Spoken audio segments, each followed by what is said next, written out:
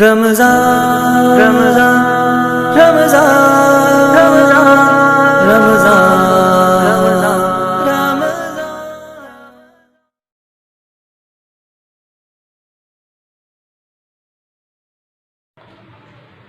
محترم سامعین و ناظرین، السلام علیکم ورحمۃ اللہ وبرکاتہ۔ آج بحمدللہ تعلیم الاسلام کا ہمارا یہ آج کا 7واں درس ہے۔ تعلیم الاسلام حصہ دوم کا دوسرا شعبہ تعلیم الارکان یا اسلامی اعمال۔ بسم اللہ الرحمن الرحیم۔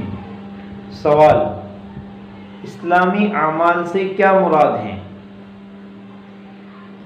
جواب: جن 5 چیزوں پر اسلام کی بنیاد ہیں ان میں سے پہلی بات کو ایمان کہتے ہیں، اور اس کا بیان پہلے شعبے میں اسلامی عقائد کے نام سے تم پڑھ چکے ہو۔ باقی 4 چیزوں یعنی نماز، زکوٰۃ، روزہ رمضان اور حج بیت اللہ کو اسلامی اعمال کہتے ہیں۔ اس دوسرے حصے میں نماز کا بیان ہے، یعنی اب نماز کا بیان شروع ہو رہا ہے۔ اسلام کی جو 5 چیزیں بنیادی بتلائی گئی اس میں پہلی چیز ایمان ہے، اور پہلی چیز ایمان ہے، اور اسلامی عقائد کے نام سے جو پہلا ایک چیپٹر آیا تھا پہلے حصے کے مکمل ہونے پر، وہ ہم نے پڑھ لیا کہ اللہ کی ذات کے ساتھ ہمارے عقائد کیا ہونے چاہیے، ہمارے خیالات کیا ہونے چاہیے، حضرت محمد صلی اللہ تعالیٰ علیہ وسلم کی تعلیمات کے متعلق ہمارے خیالات اور ہمارے عقائد کیا ہونے چاہیے۔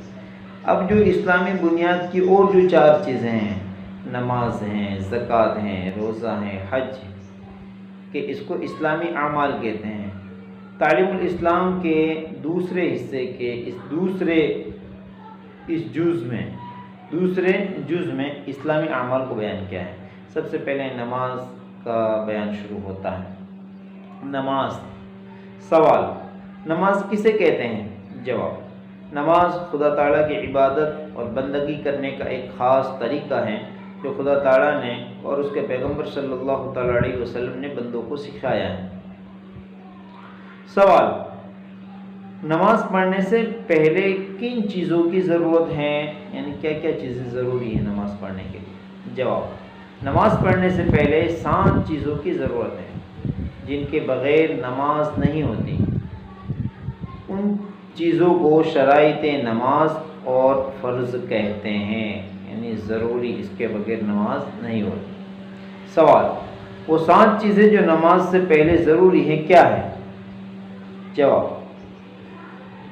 اول بدن کا پاک ہونا، دوسرے کپڑوں کا پاک ہونا، تیسرے جگہ کا پاک ہونا، چوتھے سطر کا چھپانا، 5ویں نماز کا وقت ہونا، 6ٹھیں قبلہ کی طرف منہ کرنا، 7ویں نیت کرنا۔ ان 7 چیزوں کو نماز کی شرائط اور نماز کے فرائض میں بیان کیا گیا ہے۔ 7 کے 7 چیزیں انتہائی اہم اور ضروری ہیں اور سمجھ میں آنے والی ہیں کہ انسان کا بدن نجاست سے بالکل پاک ہو۔ دوسرا یہ کہ اس میں اس کے کپڑے بھی پاک ہوں، اس کی جس جگہ وہ نماز پڑھے گا وہ جگہ بھی پاک ہو، اور اس کا سطر بھی بالکل ڈھپا ہوا ہو، چھپا ہوا ہو۔ سطر سے مراد مرد کا سطر ناف سے لے کر گھٹنے تک، اور عورت کا تو پورا جسم سطر ہے۔ چہرہ اور پنجے اور ہاتھ کے پنجے کے حصے کو چھوڑ کر سب کے سب سطر ہے۔ اسی طرح وقت کا ہونا بھی ضروری ہے۔ آپ ظہر کے وقت میں عصر کی اور عصر کے وقت میں مغرب کی نماز نہیں پڑھ سکتے۔ نماز کا ایک وقت شریعت میں متعین ہے، وقت ہوگا اسی وقت نماز پڑھی جائے گی۔ قبلہ کی جانب رخ کر کے نماز پڑھنا۔ 6ٹھی شرط ہے قبلہ کی جانب رخ کر کے نماز پڑھنا، یہ بھی ضروری ہے۔ آپ اگر کسی جگہ پر ہیں جہاں آپ کو پتہ نہیں ہے کہ قبلہ کس جانب ہے، رخ سمت کس جانب ہے قبلے کی، آپ کو معلوم کرنا چاہیے اور تحری کرنا چاہیے، غور کرنا چاہیے کس جانب ہوگی۔ اگر پہلی کوشش تو یہ کریں کہ آپ کے قریب میں کوئی ایسا شخص ہے کہ جو اس سے واقف ہیں تو مسلمان ہیں تو اس سے پوچھے، اگر نہیں ہے تو پھر غور کریں، تحقیق کریں، جس جانب آپ کا دل مطمئن ہو جائے اس جانب نماز پڑھ لیں۔ 7ویں شرط تھی نیت کرنا۔ یہ ایک اہم مسئلہ ہے، نیت سے کیا مراد ہے؟ ہمارے یہاں عام طور پر لوگ نیت سے مراد یہ سمجھتے ہیں کہ زبان سے یہ کہنا، جیسا کہ ظہر کی نماز ہے تو ظہر کی نماز کی نیت اس طرح کرنا ضروری ہے کہ 4 رکعت فرض نماز ظہر کی واسطے اللہ کے، رخ میرا قبلے کی جانب میں ادا کرتا ہوں۔ یہ نیت کے الفاظ، اسی الفاظ کو ادا کرنا ہمارے یہاں لوگ ضروری سمجھتے ہیں، حالانکہ ایسا نہیں ہے۔ نیت دل کے ارادے کا نام ہے۔ حدیث پاک میں آیا ہے انما الاعمال بالنیات، کہ تمام اعمال کا دار و مدار نیتوں پر ہے۔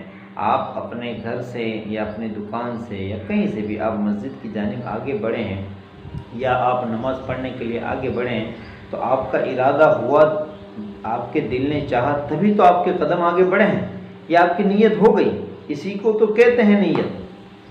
لیکن فقہاء کرام نے لکھا ہے کہ اسی نیت کو زبان سے ادا کر دیں تو یہ عمل مستحب ہے، اس لیے کہ آپ کو اس بات کا استحضار ہو جائیں کہ اب میری عبادت شروع ہو رہی ہے، میں اپنے رب سے، اپنے خالق سے گفتگو کر رہا ہوں، نماز ایک گفتگو ہے اور میں اپنے رب سے اب اس کی عبادت کر رہا ہوں۔ انسان کو ایک استحضار ہو جائے اس لیے زبان سے ادا کرتے ہیں۔ لیکن اگر کسی نے زبان سے ادا نہیں کیا تو بھی اس کی نماز ہو جائے گی، یہ ضروری نہیں ہے، ضروری نیت ہے، اور نیت کہتے ہیں ارادے کو۔ نماز پڑھنے کا ارادہ، ظہر کی نماز پڑھنے کا ارادہ، وہ اذان ہوئی، میں اپنی دکان چھوڑ کر مسجد کی جانب پڑھ گیا، گھر سے نکل کر مسجد کی جانب پڑھ گیا، یا گھر ہی میں ایک جگہ پر میں نماز کے ارادے سے کھڑا ہو گیا، یہ میری نیت ہو گئی۔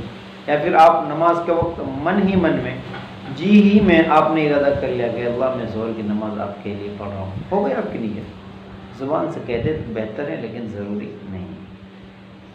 نماز کی پہلی شرط کا بیان۔ سوال: بدن کے پاک ہونے سے کیا مراد ہے؟ اب اس کی تفصیلات آ رہی۔ جواب: بدن کے پاک ہونے سے یہ مراد ہے کہ بدن پر کسی قسم کی نجاست یعنی پلیدی نہ ہو۔ سوال: نجاست کی کتنی قسمیں ہیں؟ جواب: نجاست یعنی ناپاکی کی 2 قسمیں ہیں، ایک حقیقی اور دوسری حکمی۔ سوال: نجاست حقیقی کسے کہتے ہیں؟ جواب: وہ ظاہری ناپاکی جو دیکھنے میں آ سکے نجاست حقیقیہ کہلاتی ہیں، جیسے پیشاب، پاخانہ، خون، شراب وغیرہ۔ سوال: نجاست حکمیہ کسے کہتے ہیں؟ جواب: وہ ناپاکی جو شریعت کے حکم سے ثابت ہو مگر دیکھنے میں نہ آ سکے نجاست حکمیہ کہلاتی ہیں، جیسے بے وضو ہونا، غسل کی حاجت ہونا۔ سوال: نماز کے لیے کس نجاست سے بدن کا پاک ہونا شرط ہے؟ جواب: دونوں قسم کی نجاست سے بدن کا پاک ہونا ضروری۔ 2 قسم کی نجاست ناپاکی بیان کی گئی، دونوں کو سمجھ لیں آپ۔ نجاست حقیقی یعنی وہ ناپاکی جس کو ہم اپنی آنکھوں سے دیکھ سکیں، پیشاب، پاخانہ وغیرہ، اور نجاست حکمی یعنی وہ ناپاکی جس کو دیکھ نہیں سکتے، جیسا کہ کسی کو وضو لاحق ہو گیا یعنی ری خارج ہو گئی، وضو اس کے لیے ضروری ہو گیا، وضو اس کا ختم ہو گیا، اب یہ کوئی دیکھنے والی چیز نہیں ہے، یہ حکم اعتبار سے اس کا وضو نہیں رہا۔ اسی طرح کسی کو احتلام ہو گیا، غسل واجب ہو گیا، تو اب یہ بندہ پاک نہیں رہا، یہ ناپاک ہو گیا حکم اعتبار سے۔ ظاہری اعتبار سے تو آپ دیکھیں تو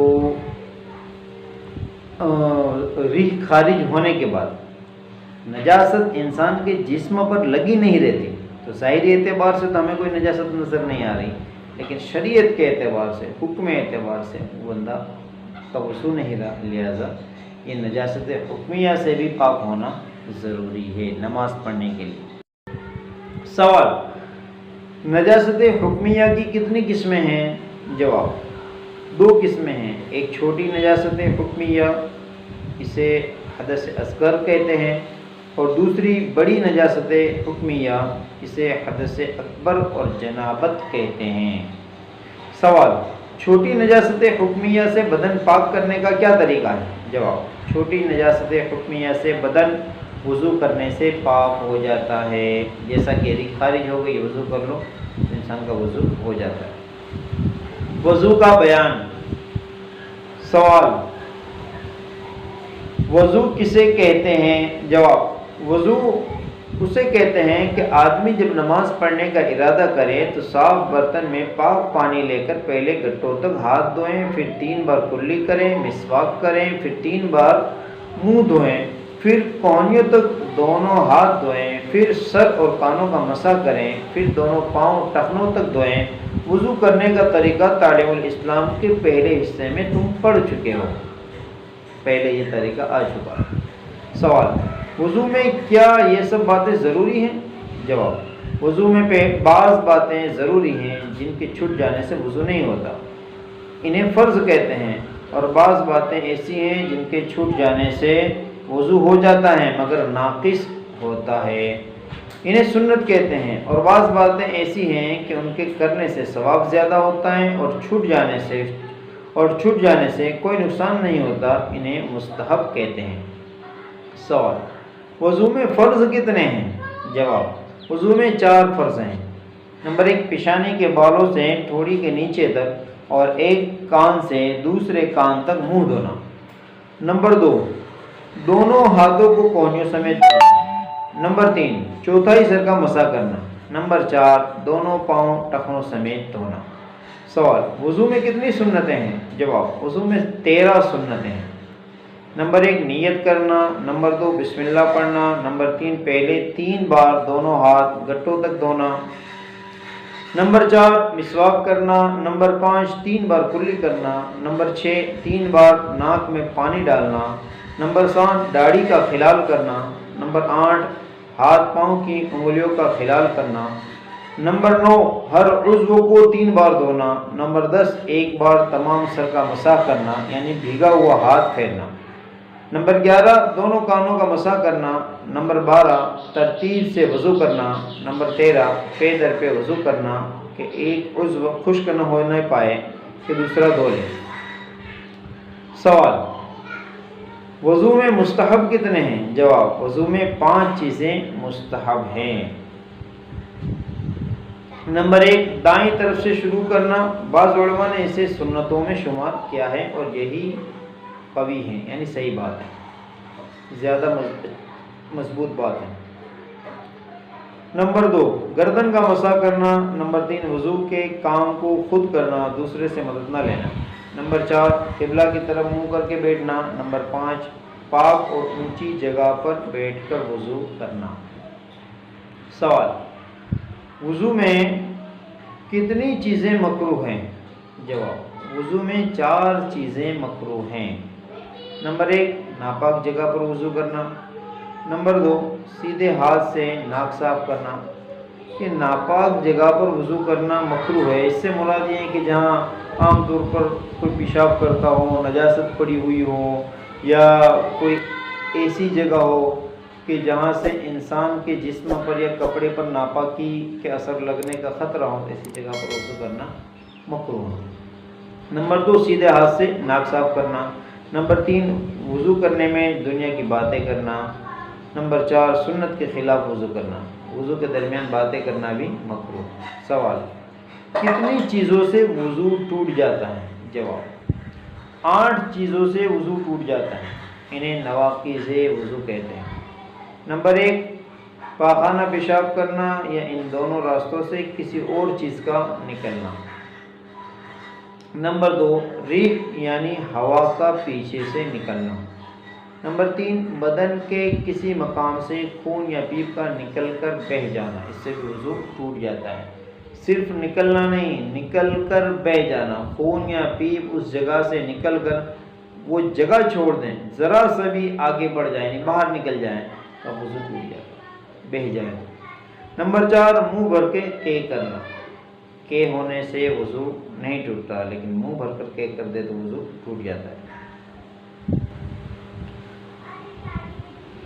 نمبر 5: لیٹ کر یا سہارا لگا کر سو جانا. نمبر 6: بیماری یا کسی اور وجہ سے بے ہوش ہو جانا. نمبر 7: مجنون یعنی دیوانہ ہو جانا. نمبر 8: نماز میں